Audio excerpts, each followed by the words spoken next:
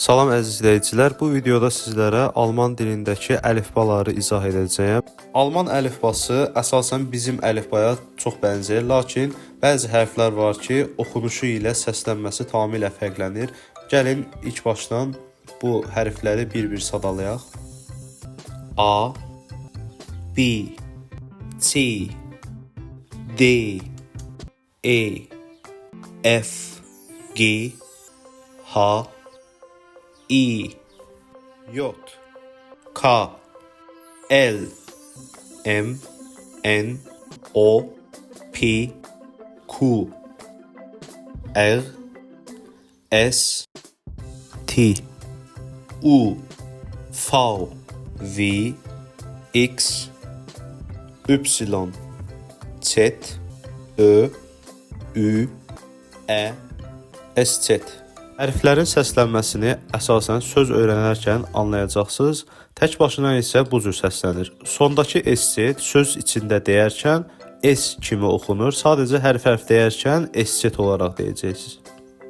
İndi isə alman dilində 2 və daha artıq hərf birləşməsində fərqli səslənə bilən hərflər var. Bunları danışarkən doğru tələffüz etmək vacibdir.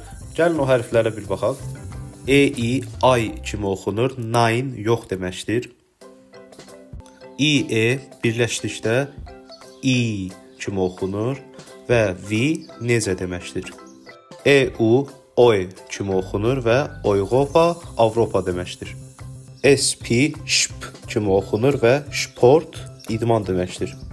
S-t isə şt kimi oxunur və student, tələbə deməkdir. S-c-h, ş hərfidir və şulenin tərcüməsi isə məktəbdir.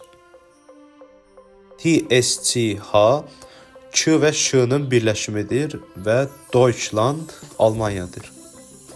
P-F isə F hərfini biraz daha vurğulayaraq tələffüz edəcəyik və Pfanne, yəni tava deməkdir. C-H hərf birləşməsini isə H və Ş-nı biraz daha yumşaq şəkildə tələffüz etməliyik və ich, mən deməkdir. C və K birləşməsi bizim əlifbadakı K hərfinə təkamül edir və burada çuğuk geri deməkdir. İndi isə əziz izləyicilər, sizə 5 sözdən ibarət qısa bir test hazırladım. Videonu dayandırın və bu sözləri doğru tələffüz etməyə çalışın. Buyurun, ilk sual. Burada E-i, ay kimi oxunur və Wein şərab deməkdir. Burada CH və SCH hərf birləşməsi var. Sonda CH olduğuna görə H və Ş hərfi deyə səsləniləcək və beləliklə fih, balıq deyə tərcümə olunur. Burada gördüyünüz kimi SCH, Ş kimi səslənir və şule, məktəb deyə tərcümə olunur. Və sonuncu sualımız. Burada isə dostlar, sonda gördüyünüz kimi SZ hərfi var. Videonun əvvəlində dediyim kimi SZ hər hansısa bir sözün içində işlənərkən S kimi səslənir. Burada isə Fuß, yəni ayaq deməkdir. Son olaraq dostlar, sizə Almaniyada günlük işlədilən A1 səviyyəsində 5 söz yazıram. Günlük olaraq 5-10 söz öyrənməyiniz sizə kifayətdir.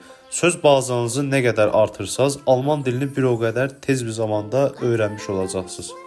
Səbirli olun dostlar və özünüzə inanın, sağ olun, salamat qalın.